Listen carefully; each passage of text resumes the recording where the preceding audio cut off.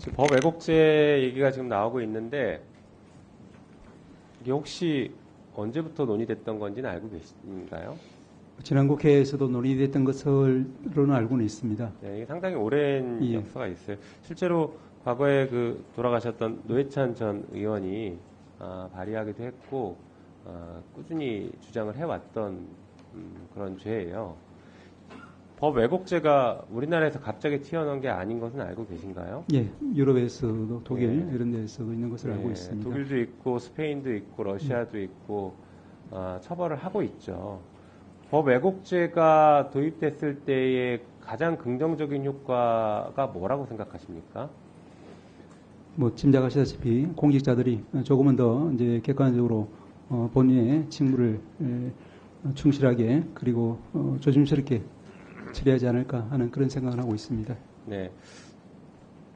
그리고 또 하나 중요한 것은 이 법 왜곡죄가 있음으로 인해서 상급자, 특히 이제 검찰이나 수사기관이 더 이제 문제가 될 때는 상급자의 부당한 지시, 위법한 지시에 거부할 핵심적인 명분, 근거가 될 것 같습니다. 동의하시는가요? 뭐 그런 점도 있을 수는 있겠습니다. 네, 그렇죠. 저도 예전에 변호사 할 때 해보니까 예전에 서울시 공무원 간첩 조작 사건이라고 뭐 기억하실 겁니다.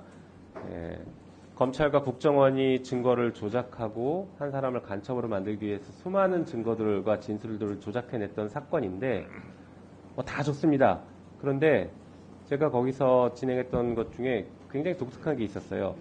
유성 씨, 당시 피의자였던 유성 씨의 노트북을 압수해 갔습니다. 국정원이. 압수해 가서 나중에 우리가 환부 요구를 하니까 환부를 해줬는데 노트북에 있는 데이터를 다 지우고 줬습니다. 깡통 노트북을 준 거예요. 그런데 그 노트북에는 분명히 유성의 알리바이가 확인될 수 있는 사진이 있다라고 분명하게 요구를 했는데 나중에 국정원에서 준 노트북은 깡통이었습니다. 그래서 사설업체에 의뢰해서 복구를 했더니 유성의 알리바이가 있는 그 내용이 거기서 복원이 됐습니다. 그래서 무죄 판결을 받는데 결정적인 역할을 했거든요. 이런 정도면 처벌해야 되는 거 아닌가요?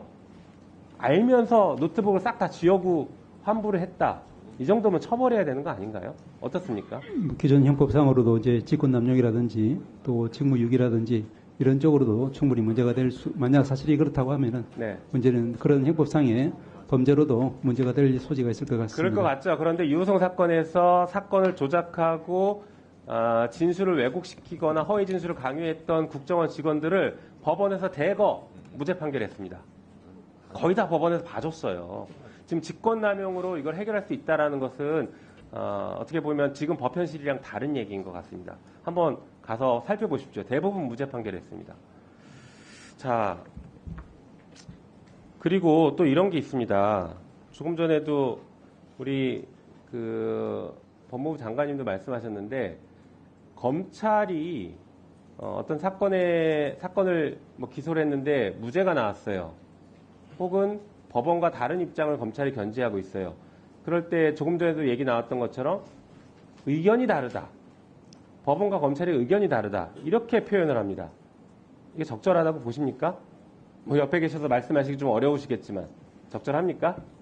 위원님 잘 아시다시피 이제 형사사건에 있어서 저희 유죄 판결을 내리기 위해서는 이른바 확신의 법리 90% 이상 네. 정도 증거의 확실성이 있어야만 가능한 반면에 거의 미치지 못하는 즉 네. 50%에서 한 8, 90% 사이에 네. 해당하는 사건에 대해서는 수사기관 입장에서는 기소하지 않을 수 없는 그런 사건들도 많이 있기 때문에 네. 그래서 기본적으로 기관의 입장 차이가 존재할 수밖에 없다고 봅니다. 자, 그것과 법원의 판결을 존중하고 따르는 것은 다른 문제입니다. 동의하십니까? 그렇습니다. 예전에 용산 참사 사건에서 법원이 피고인이 요구하는 수사 기록을 연락조사 해줘라 라고 결정을 했어요. 그랬더니 검찰이 어떻게 했습니까? 우리랑 법적 견해가 다릅니다라고 안 줬습니다. 법원의 판결을 따르지 않아요. 법적 견해가 다르기 때문에. 지금 처장님이 그렇게 말씀하시는 것은 검찰이 앞으로도 법원과 입장차가 있을 때는 따르지 않아도 된다라는 것을 허용하는 것처럼 들리는 것 같아서 이 부분은 좀 다시 한번 생각해 보셔야 될 것 같습니다. 그런 취지는 매우 중요한 아니었습니다. 문제입니다. 네. 검사도 법원의 판결 판결에 따라해요. 동의하십니까? 동의합니다.